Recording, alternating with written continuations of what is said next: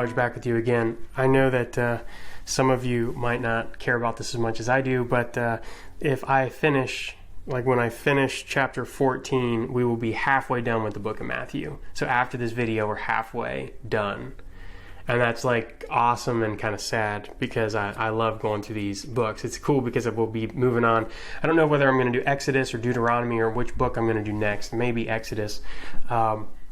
Yeah, so we'll be moving on, after that. I've got all the outlines actually done and I'm just recording the videos now, but it's just fantastic to review these and do these videos because it really does help me think through it when I'm talking to you about it. So put some comments down below. Hey, I'm going to say it real quick. Put comments down below. When we're going through this, if there's something interesting that stands out to you, put a comment down below. All right, let's get a conversation started. That's like half the fun of studying the Bible. It's something that I can't replicate, but I do like that idea of talking to people about doing, what you're studying in the Bible. And that's why you should be in a church, in a Bible study with other like-minded people, with Christians, becoming like mind, becoming one body. Do that. It's powerful. It's crazy. So I'll be praying for you that everybody that's doing this is also in a church and all that kind of stuff. But I do pray for my viewers. So if you're watching this, know that I am praying for you as well. And pray for me that I, preach the message faithfully, get out of the way and say something that helps somebody understand the word a little bit, and that God can work through this.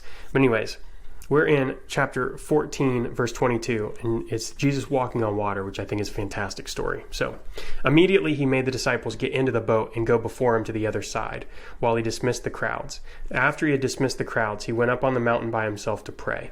So I think this is a symbolic as well. So Jesus is taking time to go up on a mountain and pray, but I think that him going up on the mountain is showing that he's elevating himself, like he's getting closer to God. That is often shown in the church fathers' literature, that the mountain was representative of God's mountain, Zion, that by going up the mountain and praying, he's restoring himself and becoming closer to God. So after he had dismissed the crowds, he went up on the mountain by himself to pray. When evening came, he was there alone. But the boat by this time was a long way from the land, beaten by the waves, for the wind was against them. And in the fourth watch of the night, it would have been about 3 or 6 in the morning, like 3 to 6 in the morning. It had been all night they were battling this storm, is what that is saying. In the fourth watch of the night, he came to them walking on the sea. But when the disciples saw him walking on the sea, they were terrified and said, "It is a ghost." And they cried out in fear. But immediately Jesus spoke to them, saying, "Take heart. It is I. Do not be afraid." And this is an interesting note here in verse 27. Take heart, it is I. That would have been the same language that is used in I am that I am. When Moses is speaking to the burning bush, it's actually the same phrase used for it is I as I am. So do not be afraid. And Peter answered, "Lord, if it is you, command me to come to you on the water." He said, "Come." So Peter got out of the boat and walked on the water and came to Jesus. But when he saw the wind, he was afraid.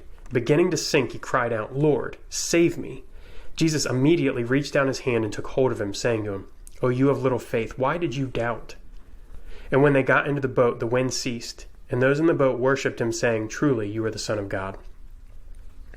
And when they had crossed over, they came to land at Gennesaret.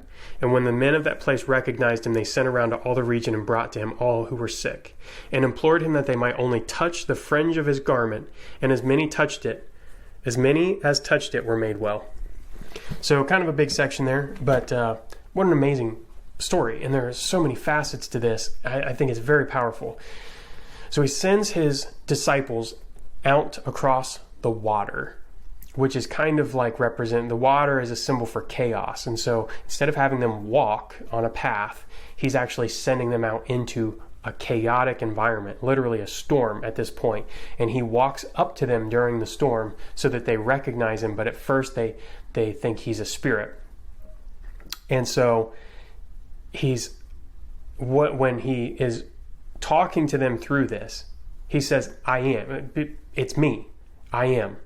Right? He uses the same phrase as I am that I am from Exodus here for take heart, it is I, like that it is I part. So do not be afraid. So they're in this adverse situation. Jesus walks up to them in the storm. And in an act of faith, Peter says, "If it's you, tell me, command me to come out to you. Command me to come out to you." And Jesus does. Come. Peter steps out of the boat, and he's got his eyes on Jesus, and I just imagine this like very vivid picture of him staring at Jesus and being like, can this even happen? And he gets out and he stands on water. He's watching Jesus. He's standing firm on chaos. Literally in the midst of chaos, he has peace as he's focusing on Jesus. And the minute that he drops that focus and he starts to notice the wind and the waves, and he looks around, he's noticing the wind and the waves, and that fear creeps in, and he starts to sink instantly. So, Lord, save me. Jesus reaches out and takes hold of him and says, oh, you of little faith, why did you doubt? And I don't think that's a rhetorical question. I think what causes us to doubt? What causes us to take our focus off of God and off of Jesus? And some people are like, well, the question under that is actually, why should we focus on Jesus and God first? Why don't we focus on our family? Why don't we just listen to our heart? Because then we're not putting the priorities in the right place. And no matter what we do when our priorities are out of whack, if we're not looking at God, if we're not looking at Jesus, if we're not surrounded by Jesus' peace, we're not going to have the strength to deal with anything. We are not going to be able to handle the chaos around us. So I think that's one part of this. I think the next part of it is when they got into the boat, the wind ceased. And I think it's funny. So there's just two lines there. So the wind ceased. And then verse 33, and those in the boat worshipped him, saying, truly, you are the Son of God. I think that there's something here that really stands out in a worldview not like ours. But it's still amazing when you think about the fact that Jesus was sovereign over the wind and the waves and the weather, over all creation. All authority has been given to him. They get into the boat, the wind ceased, and those in the boat worshipped him, saying, truly, you are the Son of God. So this idea, and then there's the other story where Jesus is sleeping in the boat, and he says to the wind and the waves to be still. Again, sovereign over creation itself. What is there if we're focusing on? Why would we focus on anything less than the sovereign authority and power over which all of creation listens? God is the sovereign power through of which everything in creation listens to. And Jesus has been given that authority here on earth in his person. Just a fantastic thing. Just the immense power and sovereignty of God that has been given to Jesus in this instance as God's Son. And so when they crossed over, they came to the land of Gennesaret. And when the men of that place recognized, they sent around to everybody who was sick and again implored him that they might only touch the fringe of his garment. So again, this ties back. I did a video on this about what happened in Haggai, where Haggai, a prophet, asks, if you hold ceremonial meat in your garment, it's holy meat, it's set aside, it's holy. It's not defiled meat. Does that meat make your garment holy?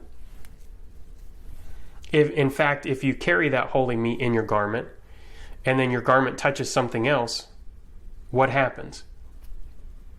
It actually defiles it, right? So this idea of defiling is being turned around completely here. Actually, if you only touch the fringe of his garment, right? If the fringe of his garment that held Jesus, because Jesus is holy, he's the Son of God, he's set apart, he's redemptive, he's redeeming. He's the only thing that's the only way to our salvation is through Jesus. He is the answer to all the questions you could ever ask. Jesus. So they want to touch the fringe of his garment. He's turning around this image of defilement into an image of purification. So I just think that's fantastic. The old sacrifices that they made would have been hunks of meat. If you take a piece of meat and you touch something else with it, that thing is defiled. If you touch the blood with it, that thing is defiled. But here, it's the opposite. Jesus, by touching the sacrifice that God sent, the perfect sacrifice, we're actually healed. So I thought that was kind of an interesting throw on as well. And as many as touched it were made well. So there we go, everybody. We're through chapter 14. I hope that was pretty cool. I've been trying to stick with 10 minutes if you couldn't tell. Man, I nailed that one. That was like right on 10 minutes. So anyways, my intent really is to take a section of the Bible, show you the bigger scope throughout the Bible that it ties in, as well as some of the lessons within that, the moral lessons, the scope, the personal response that we can have to a passage, as well as how it fits into the bigger scope. So hopefully I'm doing decent at that. But more than anything, I pray that you are having a fun time reading the Bible and digging into it more and more. So like and subscribe to catch all these videos as they come out. That helps me grow this channel and offer more, make the videos better, and feel like I've been getting better at the videos, hopefully. And don't forget to comment on the videos, because that really helps, and it really helps get a conversation started with other people trying to learn the Word of God. So anyways, that's all I have. I'll catch you in the next video. All right, peace.